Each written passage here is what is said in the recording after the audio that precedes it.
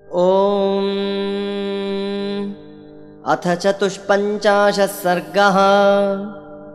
वीक्षमाणस्ततो लङ्कां कपिः कृतमनोरथः वर्धमानसमुत्साहः कार्यशेषमचिन्तयत्। किं नु खल्ववसिष्ठं मे कर्तव्यमिह साम्प्रतं यदेषां रक्षसां भूयः सन्तापजननं भवेत्। वनं तावत् प्रमथितं प्रकृष्टा राक्षसा हताः बलैकदेशः क्षपितः शेषं दुर्गविनाशनं। दुर्गे विनाशिते कर्म भवेत् सुखपरिश्रमम् अल्पयत्नेन कार्येऽस्मिन् मम स्यात् सफलश्रमः। यो ह्ययं मम लाङ्गूले दीप्यते हव्यवाहनः अस्य सन्तर्पणं न्याय्यं कर्तुमेभिर्गृहोत्तमैः। ततः प्रदीप्तलाङ्गूलः स विद्युदिवतो यदः भवनाग्रेषु लङ्काया विचचार महाकपिः। गृहाद्गृहं राक्षसानामुद्यानानि च वानरः वीक्षमाणो ह्यसन्त्रस्तः प्रासादांश्च चचारसः। अवप्लुत्य महावेगः प्रहस्तस्य निवेशनम् अग्निं तत्र स निक्षिप्य श्वसनेन समो बली। ततोऽन्यत्पुप्लुवे वेश्म महापार्श्वस्य वीर्यवान् मुमोच हनुमानग्निं कालानलशिखोपमम्। वज्रदंष्ट्रस्य च तथा पुप्लुवे स महाकपिः शुकस्य च महातेजाः सारणस्य च धीमतः। तथा चेन्द्रजितो वेश्म ददाह हरियूथपः जम्बुमालेः सुमालेश्च ददाह भवनं ततः। रश्मिकेतोश्च भवनं सूर्यशत्रोस्तथैव च ह्रस्वकर्णस्य दंष्ट्रस्य रोमशस्य च रक्षसः। युद्धोन्मत्तस्य मत्तस्य ध्वजग्रीवस्य रक्षसः विद्युज्जिह्वस्य घोरस्य तथा हस्तिमुखस्य च करालस्य विशालस्य शोणिताक्षस्य चैव हि कुम्भकर्णस्य भवनं मकराक्षस्य चैव हि यज्ञशत्रोश्च भवनं ब्रह्मशत्रोस्तथैव च नरान्तकस्य कुम्भस्य निकुम्भस्य दुरात्मनः। वर्जयित्वा महातेजा विभीषणगृहं प्रति क्रममाणः क्रमेणैव ददाह हरिपुङ्गवः।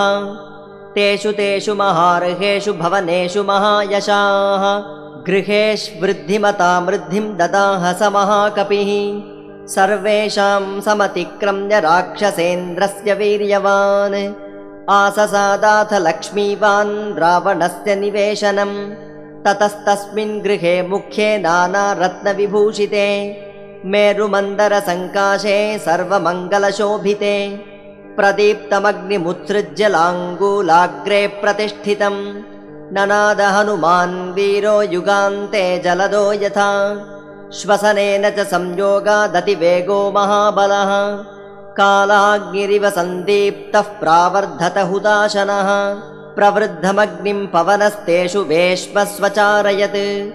अभूच्छ्वसनसंयोगादतिवेगो हुताशनः तानि काञ्चन जालानि मुक्तामणिमयानि च भवनानि व्यशीर्यन्त रत्नवन्ति महान्ति च। तानि भग्नविमानानि निपेतुर्धरणीतले भवनानीव सिद्धानामम्बरात् पुण्यसङ्क्षये।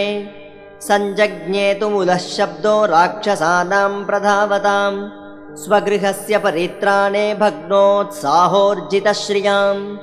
नूनमेषोऽग्निराजातः कपिरूपेण हा इति क्रन्दन्त्यः सहसापेतुस्तनन्धयधरस्त्रियः। काश्चिदग्निपरीताङ्ग्यो हर्म्येभ्यो मुक्तमूर्धजाः पतन्त्यो रेजिरेभ्रेभ्यः सौदामिञ्जयिवाम्बरात् वज्रविद्रुमवैदूर्यमुक्ता रजतसंहितान् विचित्रान् भवनाद्धूतान् स्यन्दमानां ददर्शसः। नाग्निस्तृप्यति काष्ठानां तृणानां च यथा तथा हनुमान् राक्षसेन्द्राणां वधे किञ्चिन्न तृप्यति। नाग्नेर्नापि विशस्तानां राक्षसानां वसुन्धरा न हनूमद्विशस्तानां राक्षसानां वसुन्धरा। क्वचित् किंशुकसङ्काशाः क्वचिच्छाल्मलिसन्निभाः क्वचित् कुङ्कुमसङ्काशाः शिखावह्नेश्च काशिरे।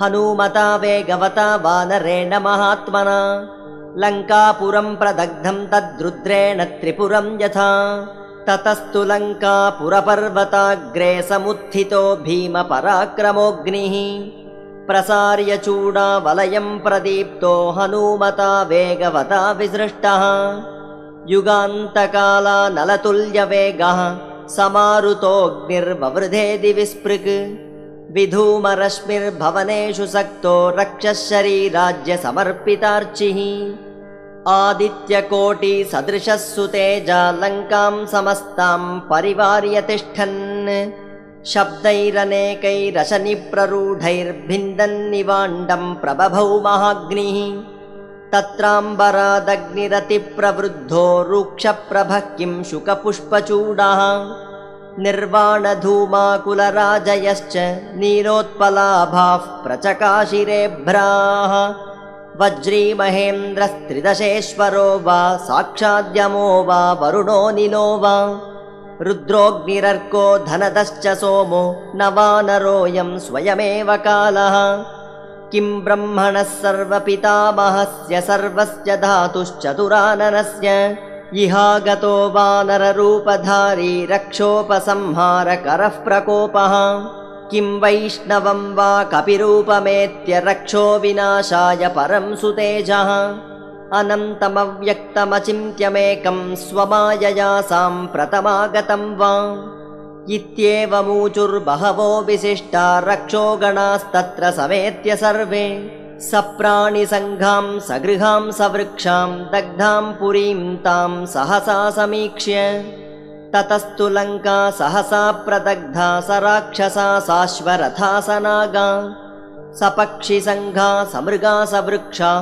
रुरोददीना तुमुलं सशब्दम् हा तात हा पुत्रककान्तमित्र हा जीवितं भोगयुतं सुपुण्यं रक्षोभिरेवं बहुधा ब्रुवद्भिः शब्दः कृतो घोरतरः सुभीमः हुताशनज्वालसमावृता सा हतप्रवीरा परिवृत्तयोधा हनूमतः क्रोधबलाभिभूता बभूव शापोपहतेव लङ्का ससम्भ्रमस्त्रस्तविषण्णराक्षसां समुज्ज्वलज्वालहुताशनाङ्कितां ददर्श लङ्कां हनुमान् महामनाः स्वयम्भुकोपोपहतामिवावनिम् भङ्क्त्वा वनं पादपरत्नसङ्कुलं हत्वा तु रक्षांसि महान्ति संयुगे दग्ध्वा पुरीं तां गृहरत्नमालिनीं तस्थौ हनूमान् पवनात्मजः कपिः त्रिकूटशृङ्गाग्रतले विचित्रे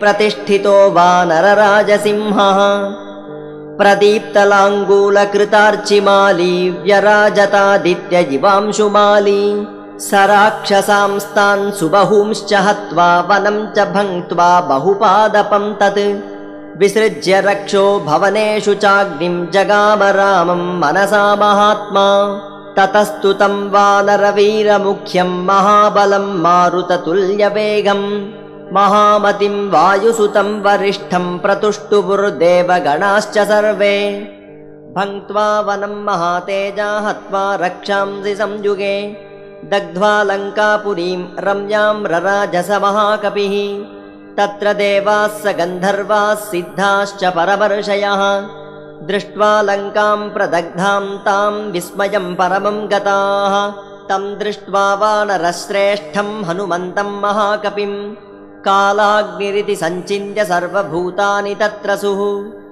देवाश्च सर्वे मुनिपुङ्गवाश्च गन्धर्वविद्याधरकिन्नराश्च भूतानि सर्वाणि महान्ति तत्र जग्मुः परां प्रीतिमतुल्यरूपाम् ॐ इत्यार्षे श्रीमद् रामायणे वाल्मीकीये आदिकाव्ये चतुर्विंशतिसहस्रिकायां संहितायां सुन्दरकाण्डे लङ्कादाहो नाम 54 सर्गः। ॐ